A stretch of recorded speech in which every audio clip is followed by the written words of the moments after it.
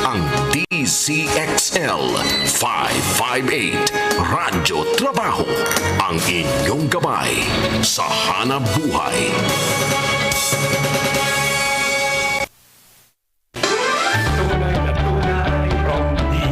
Mula sa DCXL 558 Studio, narito ang programang Basta Promdi Lodi. Maghahatid ng serbisyo publiko, mga storya at balita ng bawat probinsya. Basta Promdi Lodi, ang programang may tunay na malasakit at puso sa bawat probinsya. Kasama ang totoong probinsyano, Congressman Alfred de los Santos, at ang batikang mamamahayag sa radyo telebisyon, Sas Drilon. Basta Promdi Lodi. Basta Promdi Lodi. Basta Promdi Lodi.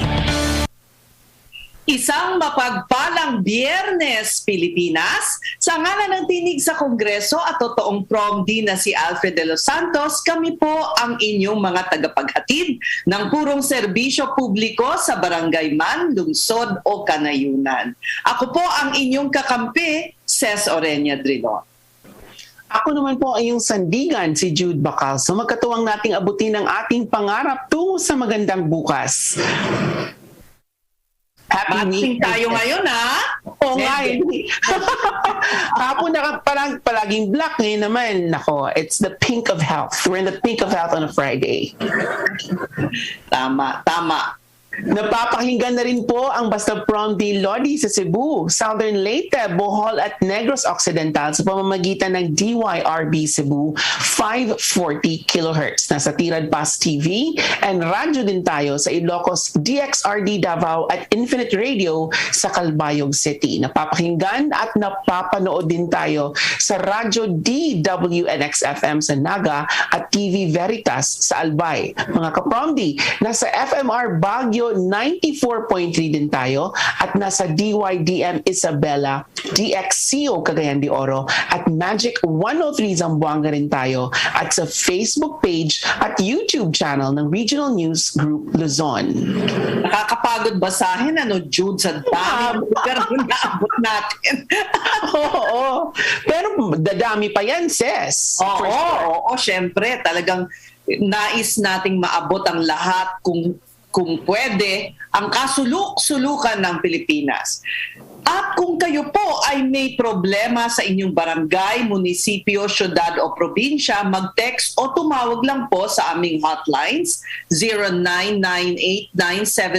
0998-978-2971 para sa Smart at 0917-160-0611 para naman po sa Globe. Mag-email sa bastapromdilodi@gmail.com. Bukas din po ang aming programa sa mga gustong maging volunteer reporter sa pamamagitan ng Promdi Citizen. Pero bago ang lahat, kagaya ng ating araw-araw na nakagawian na, alamin muna natin ang mga balita sa iba't ibang panig ng bansa, hatid ng ating mga loading reporter. Promdi Patrol!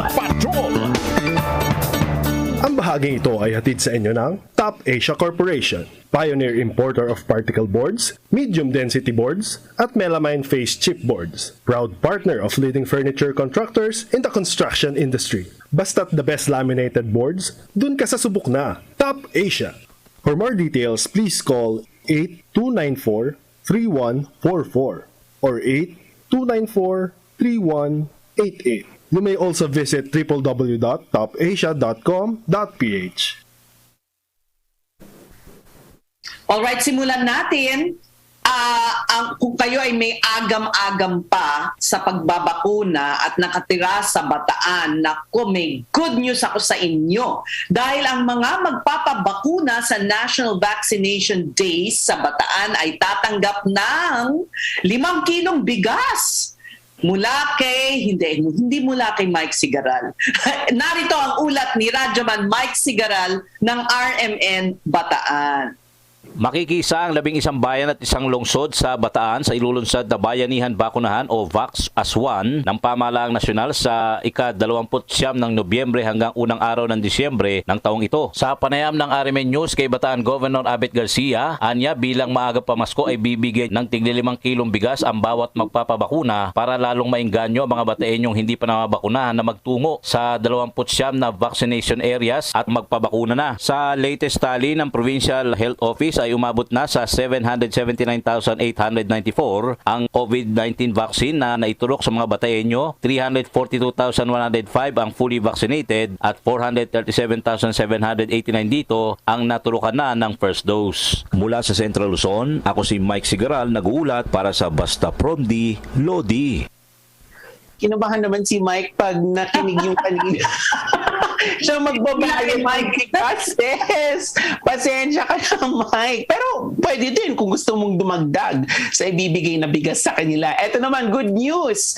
Mahigit sa 100,000 kabataan sa Eastern Visayas na bakunahan na kontra COVID-19. Ito ang balita ni Radyoman Justin Traya ng RMN Tacloban.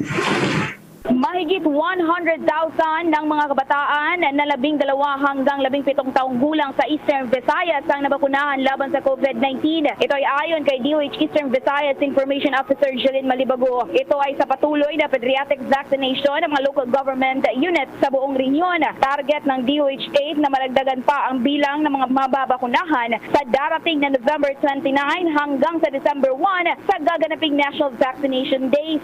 Ayon sa DOH, supesyente pa rin ang bilang ng COVID-19 vaccine sa Eastern Visayas para sa pediatric at general public vaccination.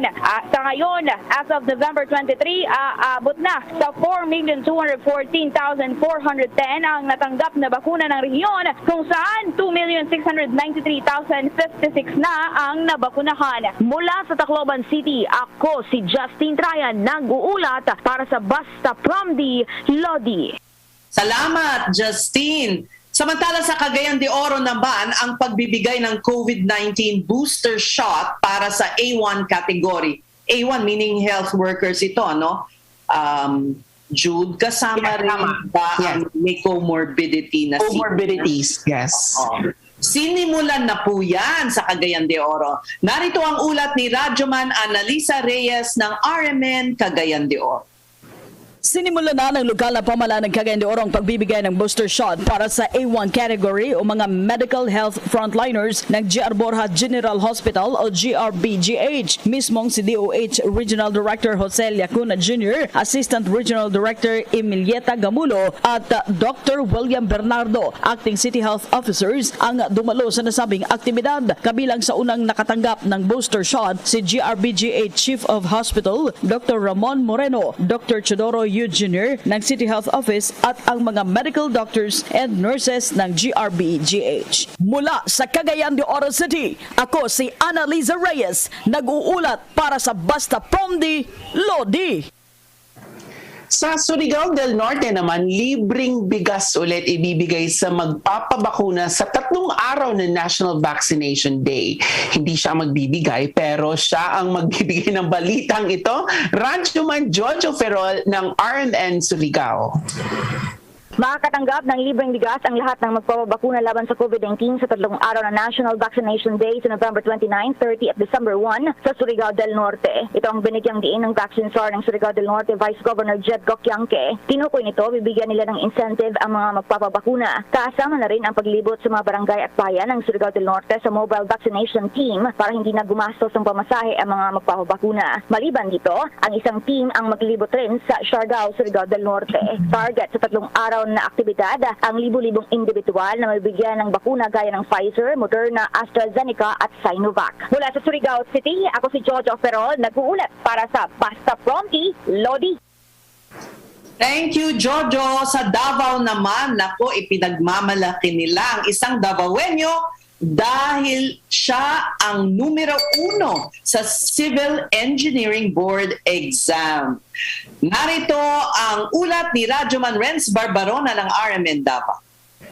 Nag-top 1 ang Ateneo de Davao University o ADU graduate sa November 2021 Civil Engineering Licensure Examination. Sa inilabas na resulta ng Professional Regulation Commission PRC, nanguna dito si Rajiv Noo Dalagan Amil na nakakuha ng 93.25%. Nagpaabot naman ng pagbati ang mga kaibigan at pamilya kay Engineer Amil. Dagdag sa resulta, top 6 ang University of Southeastern Philippines o USEP Davao graduate na si Art Hill Lumapas Ganada na nakakuha ng 91.50%. Habang top 10 naman si Maruel J. Christian Beging Alidon na graduate sa University of Mindanao UM Davao na nakakuha ng 91% na rating. Sa resulta, 36.67% o 2,374 out of 6,474 examinees lamang ang nakapasa sa Civil Engineering Licensure Examination. Mula sa Davao City, ako si Renz Barbacona, nag-uulat para sa Basta Promdi Lodi.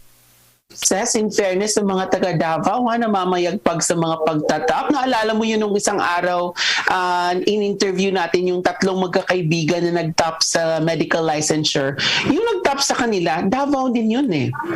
Si Ayan, di ba? Kaya nga nalaman kong Bisaya siya kasi hindi siya Ian, Ayan siya. He's from Davao too. Grabe ha, sinusuyod nila ang mga board exams ha, talagang Galing, ang galing. Congratulations. Oo, may kinalaman kaya yun sa dahil presidente natin ay tiga Davao. Gustong magpakitang gilas, I guess. Gilas, yes. Oo. Ayan, sa pagpapatuloy naman po ng pamimigay ng ayuda ng ang Provinciano Party List sa Central Visayas Region, mga estudyante naman ng Siquijor ang naabutan ng tulong pinansyal para sa kanilang patuloy na pag-aaral sa gitna ng pandemya. Higit sa 200 elementary at high school students ang naging beneficiaries ng programa. May report si Joyce Lesano. Matapos magatid ng tulong sa mga magsasaka at mangingisda sa Bohol, nagtungo naman ang Provinciano Party List sa lalawigan ng Siquijor kahapon upang magbigay ng educational assistance sa 254 na elementary at high school students. Baka sa mukha ng mga kaanak ng mga estudyante na siyang tumanggap ng ayuda ang pasasalamat sa tulong ng APPL. Ito sa pakikipagtulungan sa lokal na pamahalaan at Department of Social Welfare and Development. 1,000 piso bawat isa ang ayuda para sa elementary students habang 2,000 naman sa high school students. Ang nasabing halaga ay inaasahang magamit na pambili ng school supplies, libro o di kaya ay internet load. Ayon kay APPL Representative Alfred De Los Santos na dumalo sa payout na ginanap sa Provincial Capitol kasama si Siquijor Representative Jake Villa at iba pang lokal na opisyal. Kailangan matiyak na patuloy na matuto ang mga estudyante sa kabila ng pandemya. Aniya, masyadong mahirap ang pinagdadaanan natin ngayon, kaya dapat ay magsama-sama at magtulong-tulong upang talunin ang mga pagsubok. Hanggat nandito po si Governor Jake Villa at kami po sa Provinciano Party List, pinapromise ko po sa inyo, taon-taon po kayo po mismo, meron po kayong educational assistance na matatanggap sa amin. Ayon naman kay Villa, patuloy ang kanilang mga inisyatibo upang isulong ang karapatan ng mga kabataan para sa dekalidad na edukasyon. Mula dito sa lalawigan ng Siquijor, Joyce Lesano, nag-uulat para sa Basta Promdi Lodi. Salamat, Joyce. Nagulat naman ako, Ses. Governor na pala si Jake Villa. Kaibigan ko yan actually. Dito sa Cebu. Hindi ko alam governor na pala. Congratulations. Hindi magsasawa at mapapagod ang Provinciano Party List. Napuntahan ang malalayong lugar ng ating mga kababayan para mag-abot ng tulong pinansyal. Sa susunod na linggo, abangan ang aming Ayuda Express sa iba pang lugar ng bibisitahin ng inyong ang Provinciano Party List. Ay nako, talagang I'm sure hindi ka na makaantay na makarating sila dyan sa Cebu, malapit na. Next week. Monday and Tuesday, yes, nandito sila. So malamang yun ang laman ng ating balita. Siguro sa mga araw na yun din. Yeah.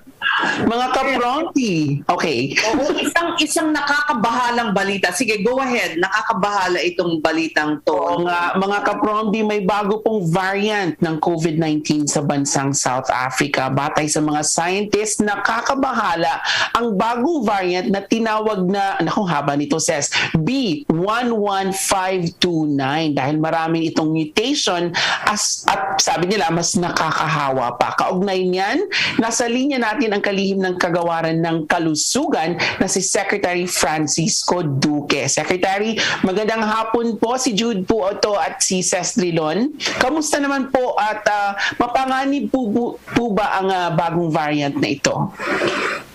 Magandang hapon sa inyo, Ces and Jude, sa lahat ng inyong mga taga-subaybay. Long time no hear kay Ces. Yes, sir. Yes, Oo nga. Anyway, itong B.1.1.1529 variant, na nakita nga ito sa South Africa, sa probinsya ng Gauteng, where the city of Johannesburg is situated, and other countries in Africa. Pinag-aaralan ito sa kasalukuyan ng WHO, tukuyin kung ano ba ang implikasyon nitong nakitang malaking mutation o maraming mutation within the spike protein of the COVID virus, na posibleng may implikasyon nito sa kanyang pagiging mas mabilis makahawa or di umano baka mas peligroso yung kanyang epekto sa kalusugan ng mga mamamayan. So, pwede rin kaya, Secretary, na resistant din sa mga vaccine na itinuturok natin ngayon? Wala naman resistance sa mga vaccines. Lahat naman yan ay gumagana yung mga bakuna. Pero may mga nagkakaiba lang doon sa effectiveness.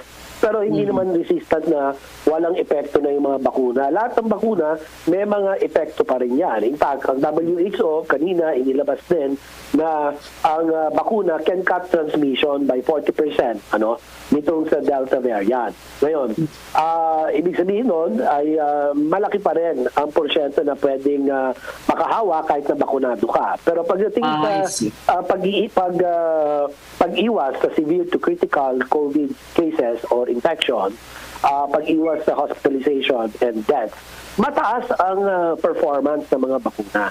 Mataas pa rin ang kanilang pagiging effective. So, ito naman, according to the New York Times secretary, this is itong description nila, a big jump in evolution. Itong unang nakakabahala. Yes. Yeah, kaya nga titignan muna yan dahil 100 whole genome sequencing pa lang naman yung kanilang nagawa. So patuloy ang kanilang pagmonitor kung ito ba ay variant of interest or variant of concern. Ang Delta, alam natin, is already classified as a variant of concern. So patuloy natin tinutugunan ito. Pero naniniwala ako na like Alpha, Beta, and the Delta variants, yung minimum public health standards pa rin ang isa sa pinaka-epektibong pamamaraan para maiwasan na mahawaan nitong virus na ito. With all these mutations plus vaccination, ay palagay ko ay magiging effective pa rin yung ating response. Pero ngayon ay inaaral na ng mga ating experts, na kung magre-recommend ba today na mag-ban muna tayo ng mga travelers from 6 African countries including South Africa. That was going to be my next question kasi nag-ban na ang UK and some other countries. So pag-aaralan pala, kailan po ang anunsyo? Pag-aanunsyo? Baka mamaya. We'll see about this afternoon. Kasi meron nang nakarating sa Hong Kong na isang kaso, for instance. Correct. Kaya nga, ngayon araw na ito, magkakaroon tayo ng announcement. Okay. Secretary, on the National Vaccine Days na darating at marami na ng mga LGU magbibigay pa ng mga libreng bigas, etc. Kamusta naman ang paghahanda para dito? So far okay naman. Kanina lang galing kami sa Region 3 sa Pampanga. Pinulong namin ng mga governors and mga mayors, city municipal mayors, para ipaalala sa kanila na malaki-laki pa rin ang porsyentong dapat masakupan ng ating vaccination program para makapagbigay proteksyon laban sa COVID-19. So So, kahapon sa Batangas kami, pinulong din namin ang buong Region 4A, mga local chief executives, no? Para nga ipakita sa kanila kung saan ba mababa pa rin ang kanilang vaccination coverage. So, magtulungan at itong 3 araw na massive vaccination rollout, sana ito ay nasakupan mas malaking porsyento ng kanilang mga mamamayan na hindi pa rin napoprotektahan ng bakuna. Jude? Sir, papasok na po ang holiday season. Lumalamig naman po yung panahon. Alam naman po natin when it gets colder, may mga sakit na po dyan na kaagapay dito na pumapasok din. Apart from the increase in number of COVID-19, a new variant coming in, ano pa po bang ibang mga sakit na kailangan nilang ng ating mga kapromdi na bantayan sa panahon na paglamig? O alam mo, pagka taglamig ay tumataas din ang kaso ng mga pangkaso, no? O yung mga viral influenza. So, maliban sa COVID-19, marami din mga viruses at mga bakterya na pwedeng rumagasa sa ganitong mga panahon. Kaya ang pag-iingat ay talagang mataas sa kamalayan natin at maging mapangalaga sa ating kalusugan, iwasan ang mga pagpupuyat, iwasan ang bisyo, sigarilyo, toma, at mga mamantikang, mga matatabang mga pagkain, mamantika, no? So, itong mga ito ay dapat may self-restraint. Goodbye, lechon. Nakakatawa, Secretary. Matagal ko nang hindi narinig yung toma. Such an 80s term. 80s, oo. Kaya yung mga yan dapat iwasan natin at maging mapangalaga tayo sa ating kalusugan. Ika nga, yan lang talaga ang tunay na yaman. Pagka ito, winaldas pa natin, tapos meron pa tayong pandemya, talagang mas mahihirapan tayong makabangon, mas mahihirapan tayong mabuksan ng mas malaking bahagi ng ekonomiya, mas maraming mawawalan ng trabaho pati, no? At maraming magugutom. So, pagkaisahan natin ito sa gitna ng pandemya nito, maging mapangalaga pa rin tayo. Kasi kasuhin natin ang ating bawat kalusugan at ang laban natin sa sakit ay nakasalalay sa balikat ng bawat mamamayan.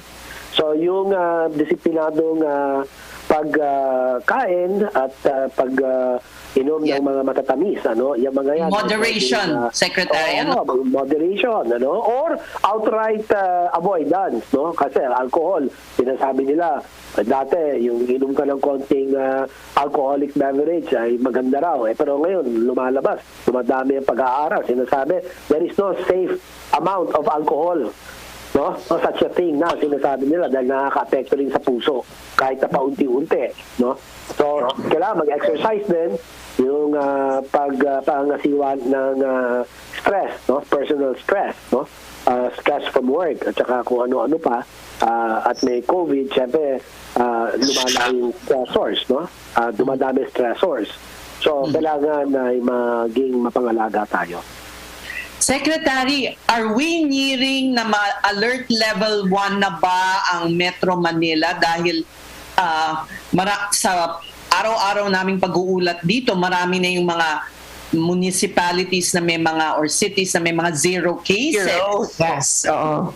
Well, tayo naman nagagabayan ng ating data analytics tactical working group, no? So, binabantayan natin yung mga panukatan. So, ang panukatan natin, 4 yan. Number 1, yung negative 2-week growth rate. Tama, ang buong NCR naman nasa negative 2-week growth rate. Ibig sabihin, nasa low risk. No? Kakaunti. Bumagal na talaga ang pagkalat ng virus na ito. At less than 1,000 na nga nationally. At sa NCR yata, less than 300. No? Less than 300. Mga ganun na lang.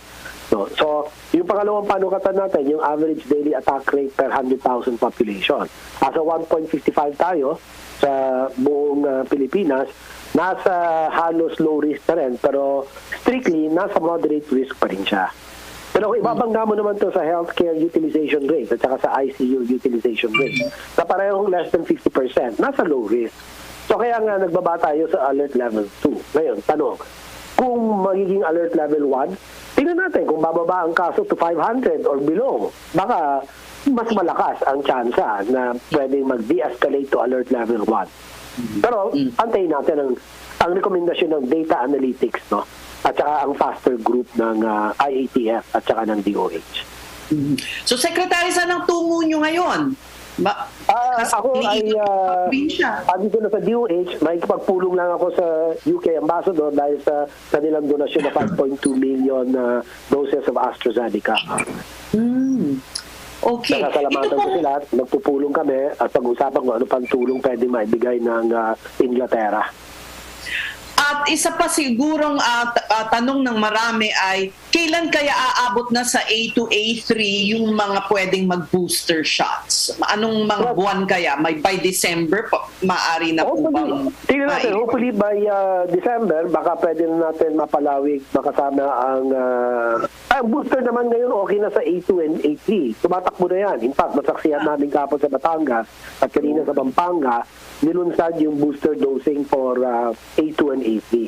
So, hindi na kailangan magantay pa hanggang December. Dahil umpisa na natin. Diba? 2 weeks ago, umpisa natin sa mga bata yung pediatric vaccination. Tapos, ngayon naman yung booster dosing for A2 and A3.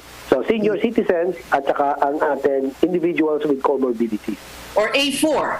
Aabot na ba sa A4 by the December? Economic frontliners, yan din ang ngayon tinitignan na ng FDA, aamyandahan yung emergency use authorization na kailangan isama na bilang indikasyon doon sa EUA ng mga bakuna na for the A4 or the economic frontliners.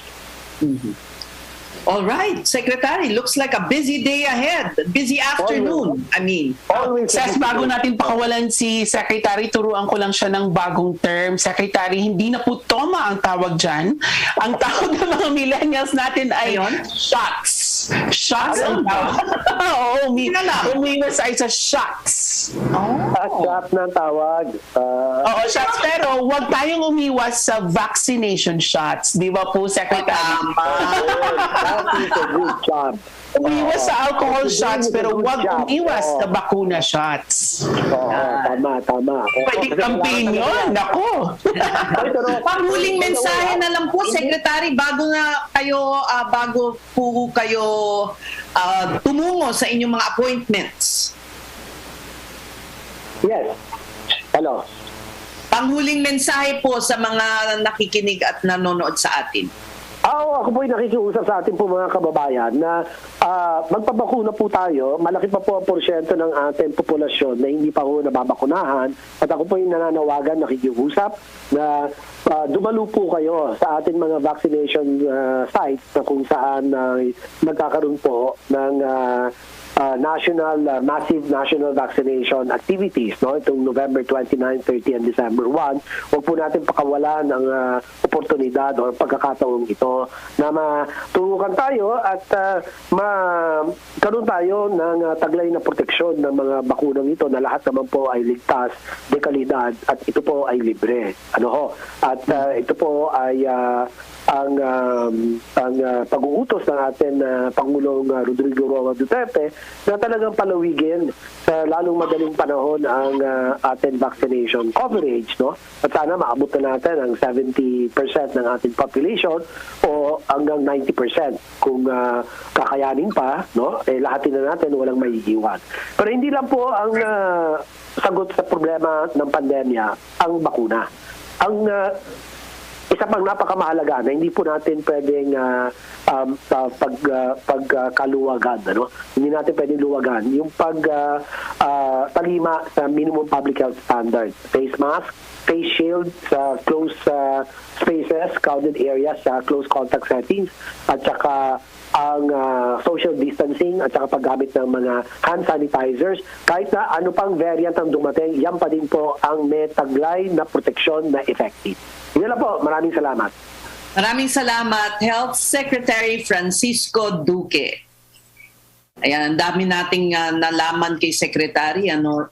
Jude? Bukod sa toma. Marami tayong, malis na sa toma. Shots. Hindi na toma yan. Shots yan. Good kind of shots ay yung magpapakuna tayo. At ang magandang balita nga na nakuha natin doon, patuloy ang paglabas ng booster shots. Diba? Pwede ng A4 by December, sabi ni Secretary. So magandang balita yun. Oo.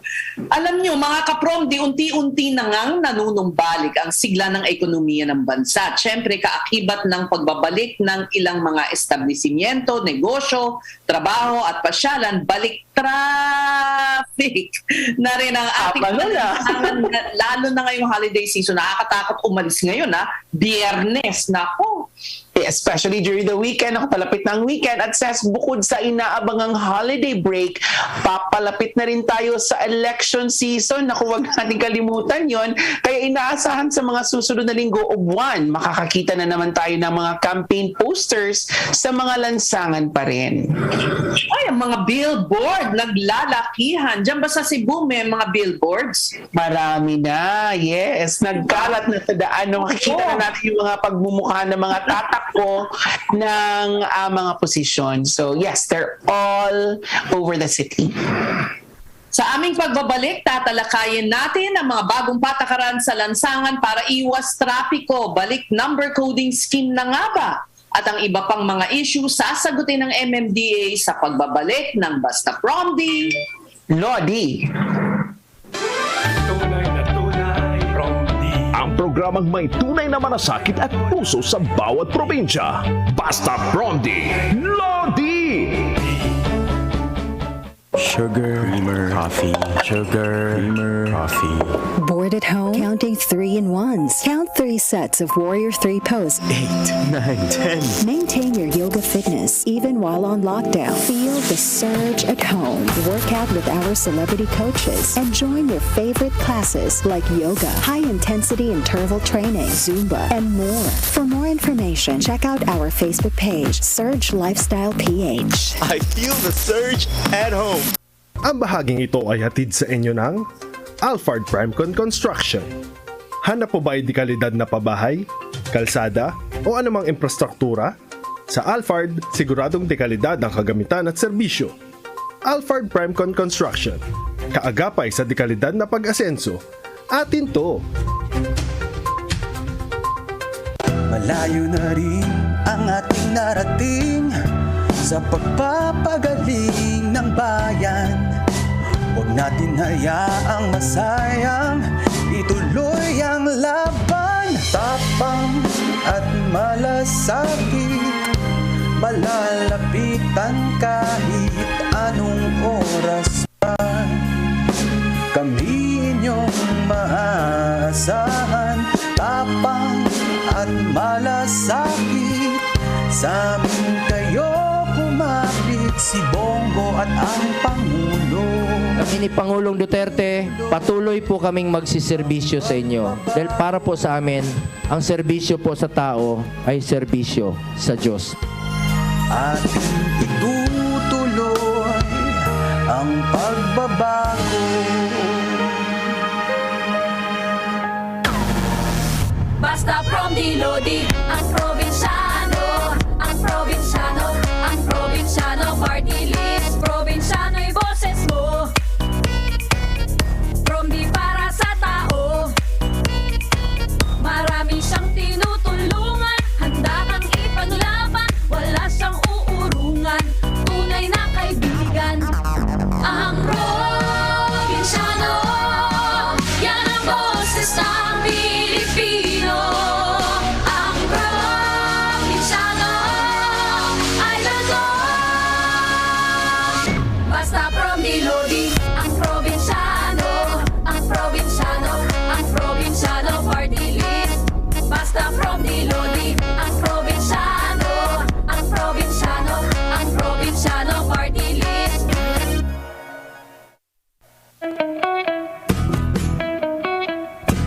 Ang probinsyano, ipinagmamalaki ang aming pinanggalingan. Ang probinsyano, mababaw ang kaligayahan, makalanghap lang ng sariwang hangin, at makakain ng lutong amin. Ang probinsyano ay hindi nahihiyang magsalita ng may punto.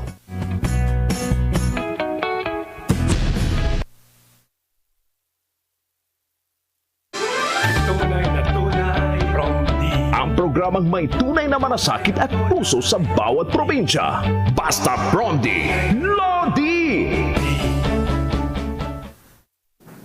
Ayan, nagbabalik ang Basta Promdi Lodi. Meron tayong live report. Tama ba, Jude?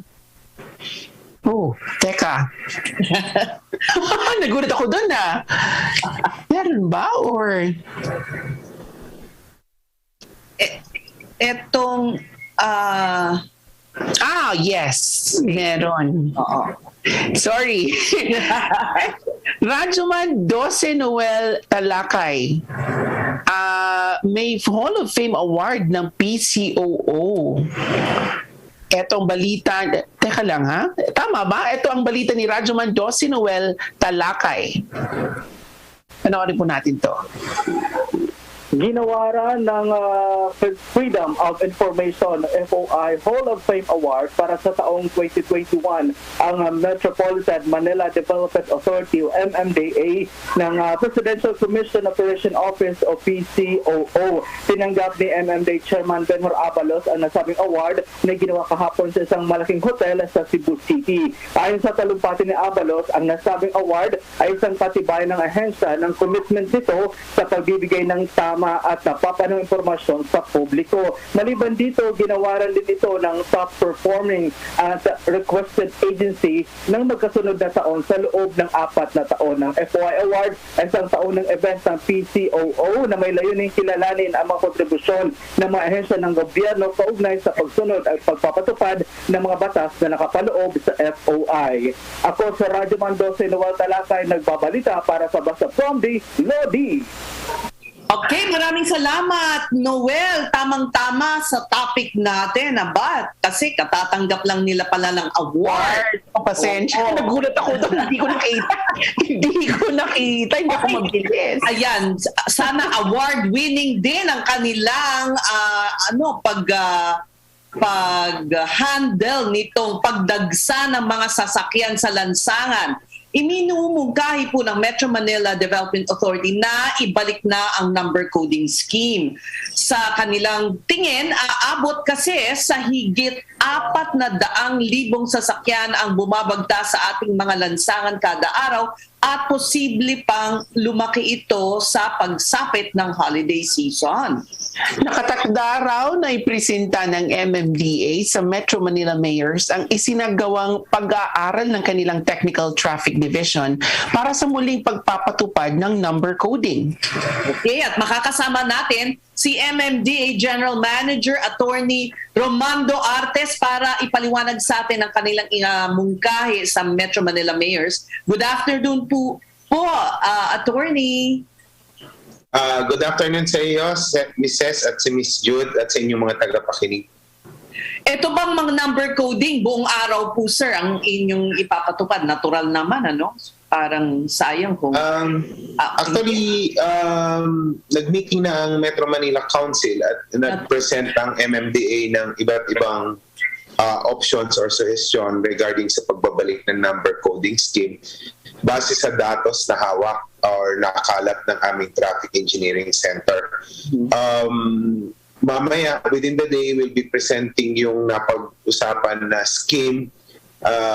Na draft na po yung resolution.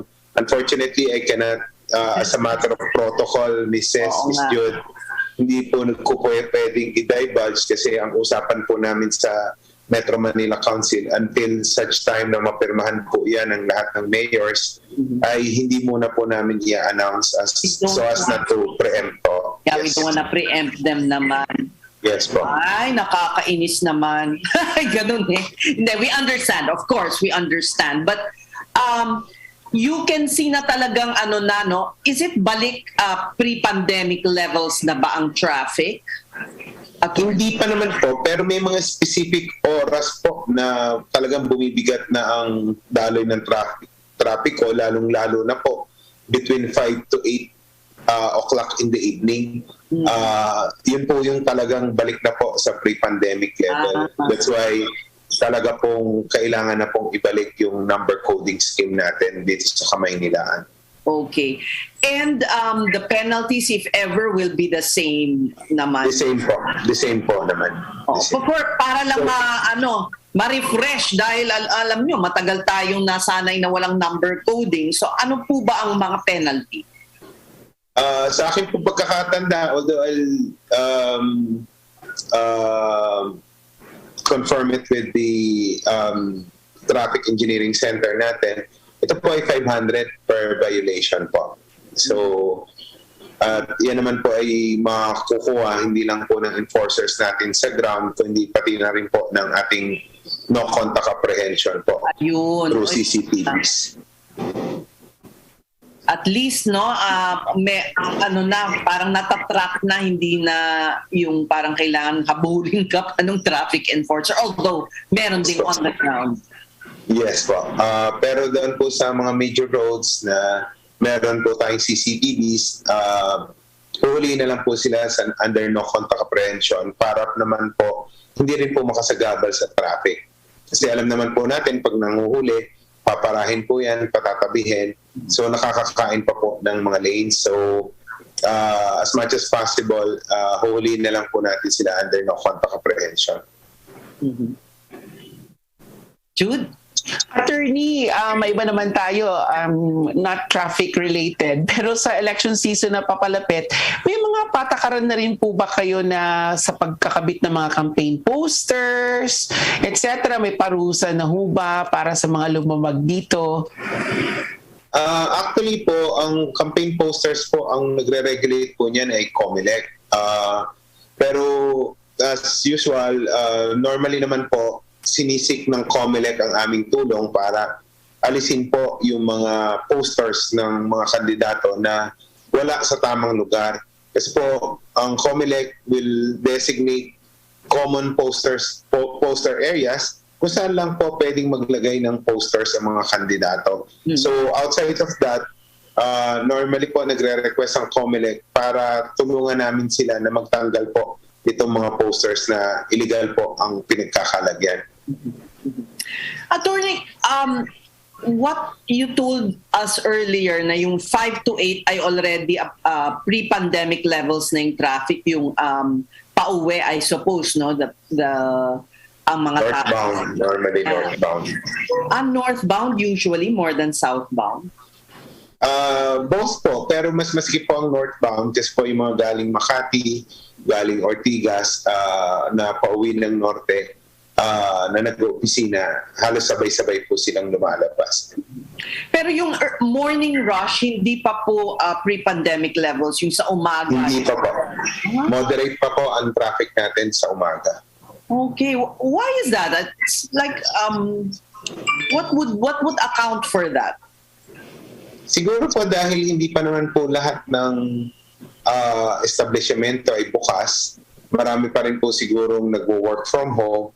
At siguro po marami na rin pong gumagamit ng ating bus carousel. Unang-una, libre po siya at mabilis po. Hindi na po siya natitraffic dahil sa designated lanes. Mabilis na rin po talaga yung biyahe ng ating mga bus. So, baka yun po yung... at wala pa rin po palang estudyante. Isa po siguro sa factor yun. Or I guess kasi people go to work iba-ibang oras pero yung pag-uwi medyo mas sabay-sabay. Ano? Yes, mas sabay-sabay po. Kaya po talagang mabigat ang traffic pag between 5 to 8 in the evening.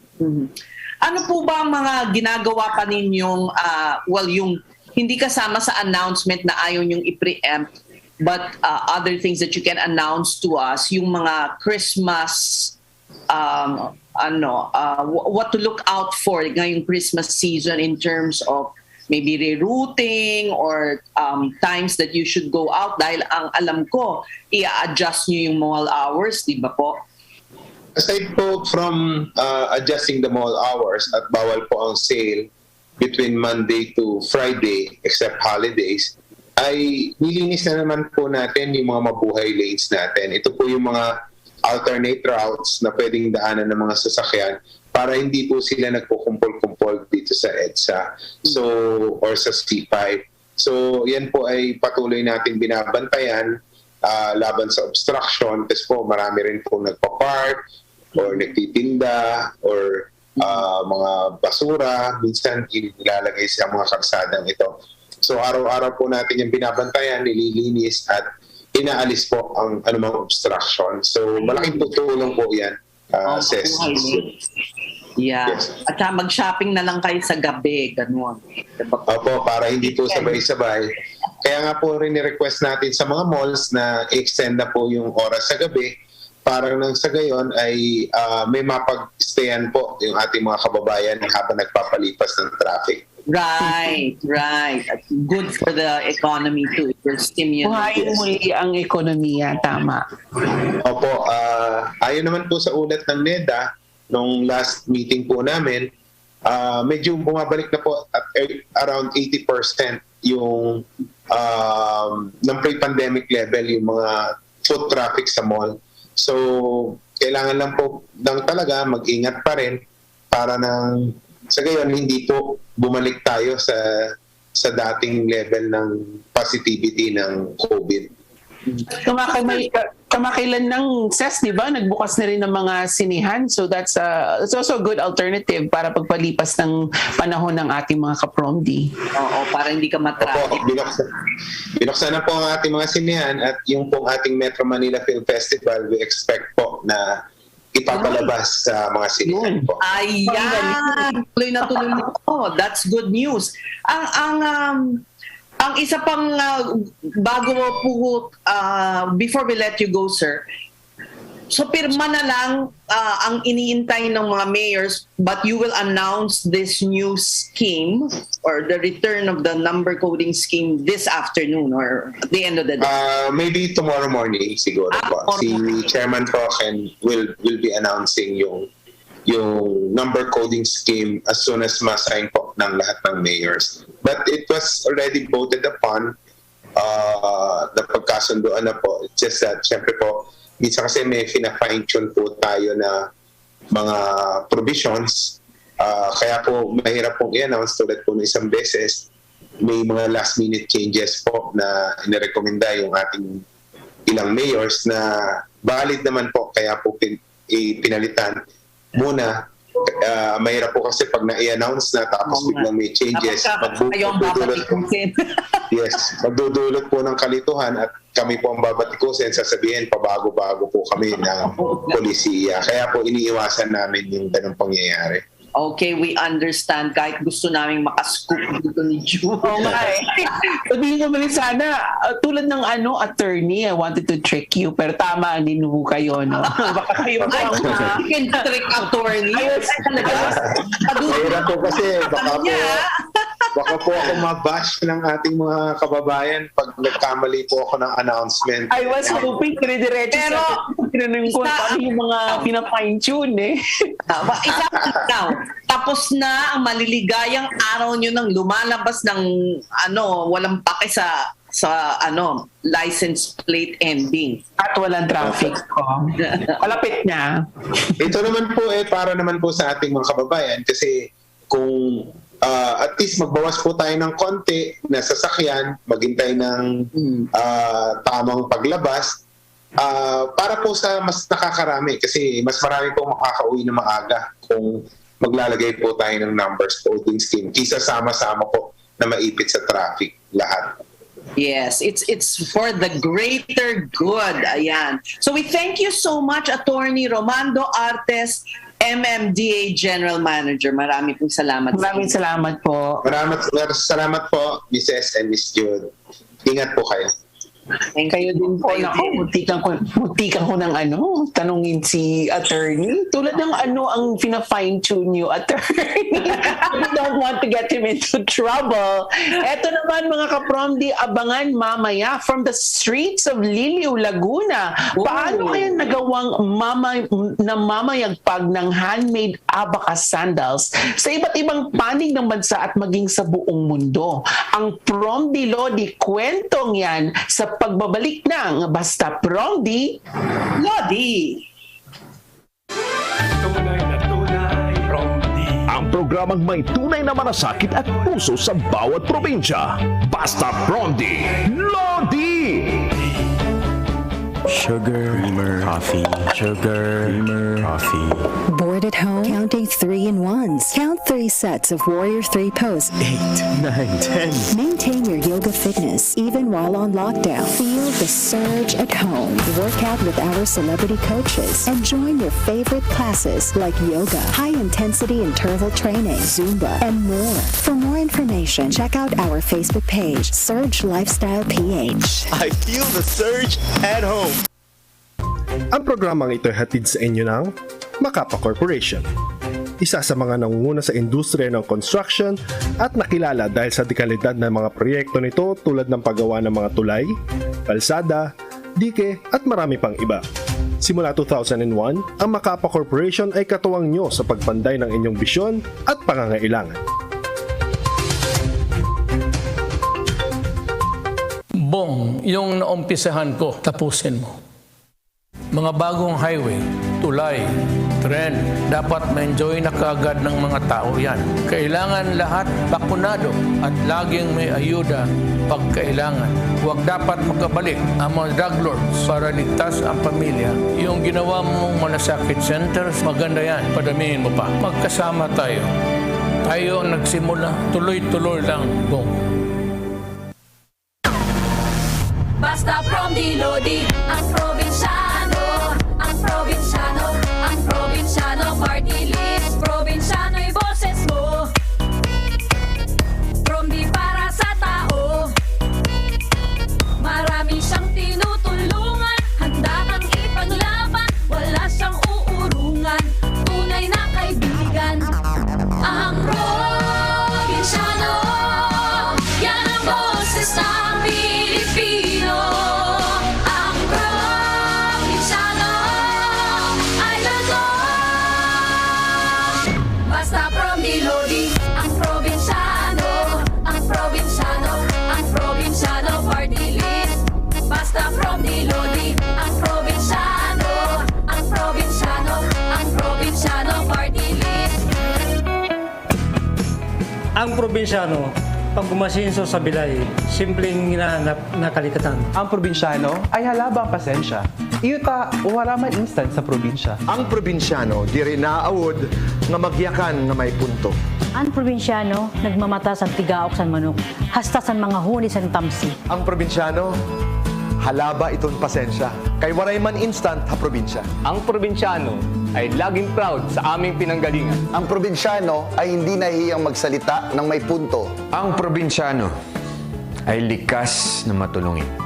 Subukan niyong pumunta sa probinsya at magtanong-tanong kung saan niyo gustong pumunta at mag-aagawan pa po sila para tulungan kayo. Proud ako maging ang probinsyano dahil sa bahay namin, uso pa rin ang magmani.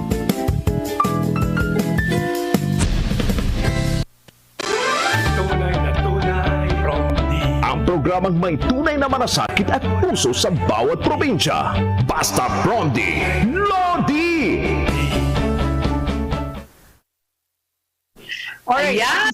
At alam mo, excited ako dito kasi alam mo, bumibili ako ng kanilang gawa.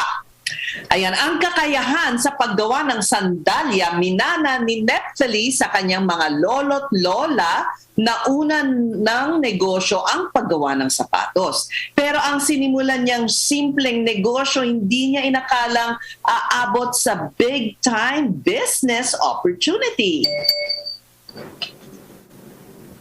At para turuan tayo ng paano ba maging matagumpay na negosyante, kasama natin si Neftali. Good afternoon, Nep. Kasama ba natin si Ma'am Ses and Hello. Hello, magandang hapon sa inyo. Yes, good afternoon po, Ma'am Ses. Ma'am Jude, good afternoon po. Ayan, ang unang tanong, how to be you po?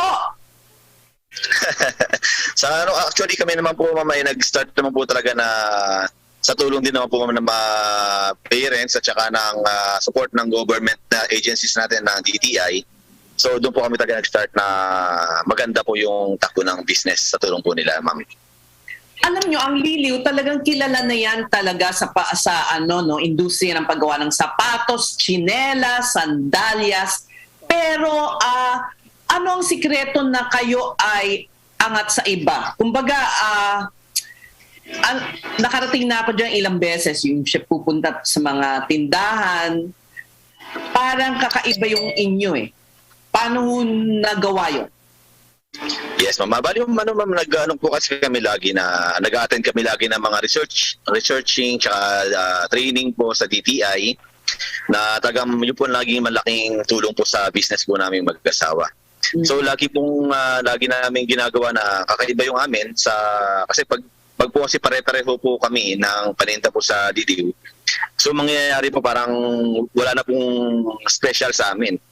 So we make it a point po na lagi po kaming difference sa kanila sa paggamit po ng iba't ibang materials namin, gaya po ng mga weaving po natin na handmade din po sa Pilipinas, na makita po sa iba't ibang part ng Pilipinas. Kaya po siguro yung po aming business po siya, mga design is mabilis po ma-recognize kumpara po sa iba.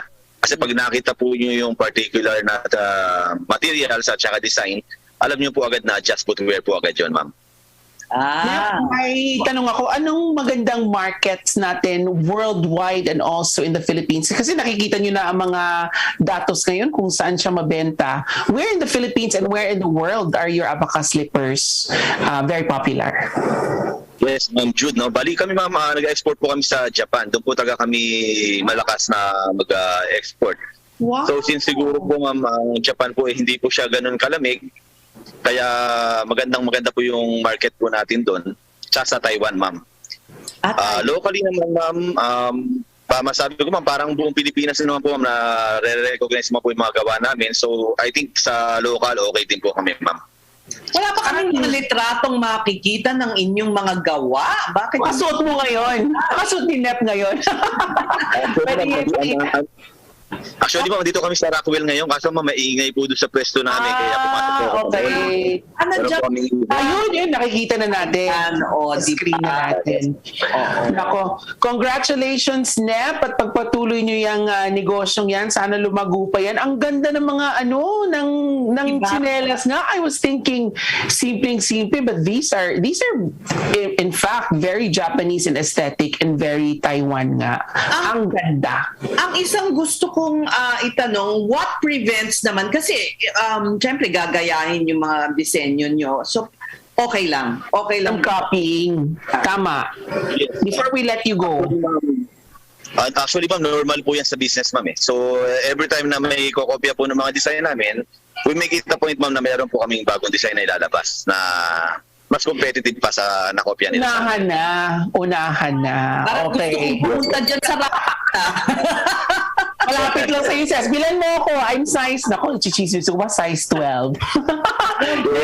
Congratulations. At okay, kayo ang Prom de Lodi namin sa linggong ito. Maraming salamat for joining us here on the show. We'd like to end off with a live report ngayong hapon na ito kasi from Siquijor, nasa Danau City sa Cebu, ang buong pwersa ng Ang Probinsyano Party List para mag-abot naman ng tulong sa mga kababayan natin doon. May live report si Maki Reyes.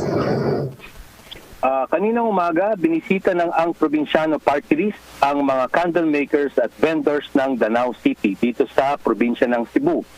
Sa pakikipag-ugnayan natin kay Cebu 5th District Representative Congressman Duke Frasco, 100 membro ng Candle Vendors Association of Santo Tomas de Villanueva ang dumating. Inalam natin ang kalagayan nila at namigay tayo ng mga grocery packs at bigas sa tulong nila board members Red Duterte at Mike Villamor, kasama rin si Attorney Jimel Marquez, ang Chief of Staff ni Congressman Frasco. Marami ang natuwa sa ipinimigay na grocery at bigas dahil kahit mais daw dito sa probinsya, napakataas ng presyo. Malayo-layong biyahe ang gagawin natin mamayang hapon papuntang Bogo City. Mga depadyak na drivers ang bibisitahin natin para makapaghatid din ng tulong sa kanila. Ito'y posible sa pakikipagtulungan kay Bogo City Mayor Juni Martinez at Councilor Noel Peño. Sa kasalukuyang oras, habang umiere ang Basta Prom de Lodi, nandito ang mga probinsyano party list sa Asturias, sa probinsya ng Cebu, para sa DSWD Educational Assistance Orientation. 80 senior high school students ang makakatanggap ng 3,000 pesos cash assistance na pwede nilang gamitin pambili ng mga gamit sa school. Mananatili ang Probinsyano Party List dito sa Cebu sa mga sumusunod na araw para maghatid tulong. Ito po si Maki Reyes para sa Basta Promdi Lodi. Wow, mainit-init na balita talaga yung as it's happening. Ayan ang galing. So Bogo, papunta na silang Bogo, no? Tama ba? Yes, from Danao, papunta silang Bogo. Okay. Yes. Very good. Abangan pa natin ang mga pagbibigay ng iba't ibang ayuda, hindi lang ayuda, educational assistance ng Apple ang Probinsyano Party List. At yan po ang isa na namang araw ng ating paglilingkod sa ating mga kababayan sa ngalan ng Tinig sa Kongreso at totoong kapromdi Alfred de los Santos. Ako po ang inyong kakampi, Ces Orenia Drilon. Ako naman po ang inyong sandigan, si Jude Bacalso. Magkatuwang po nating abutin ng magandang bukas. Isang mapagpalang araw po sa inyo lahat. We'll see you next week. Happy weekend! Happy weekend, everyone! Basta Promdi Lodi! Abangan ang susunod na talakayan sa programang tunay na may malasakit at puso sa mga probinsyano. Kasamang totoong probinsyano, Congressman Alfred de los Santos at ang batikang mamamahayag sa radyo telebisyon, Ces Drilon, dito sa DCXL 558. Radyo Trabaho, Basta Promdi Lodi!